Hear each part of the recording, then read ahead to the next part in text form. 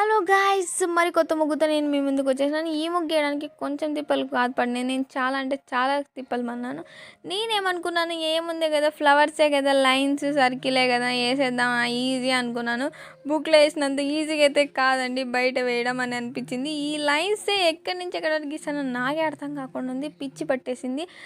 ఇది ఎలా ఉందంటే ఇది కాదు ఇదే అది అన్నట్టుంది. మధ్యలో మా మమ్మీ నా చెల్లి నన్ను ఇంకా కన్ఫ్యూజ్ చేస్తున్నారు.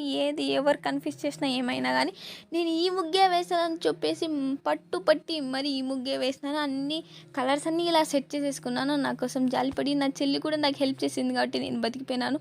నేను ఒకటే దాన్ని వేసింటే నేను మార్నింగ్ వరకు ఉండేదాన్నేమో. నా చెల్లి కూడా హెల్ప్ చేసింది కాబట్టి.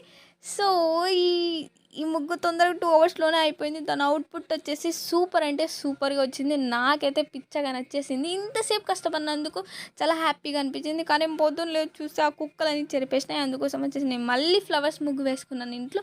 అండ్ నార్మల్గానే పూజ చేసేసుకున్నాం ఇలాగా. తర్వాత నేను మంగళహారతి ఇచ్చేసుకొని అలానే గొబ్బెమ్మకి కూడా పూజ చేసుకున్నాను. మీరు ఈ వీడియో ఫస్ట్ టైం చూస్తున్నట్టయితే తప్పకుండా లైక్, షేర్, సబ్స్క్రైబ్ చేయండి. Don't miss it. Bye and happy Sankranti.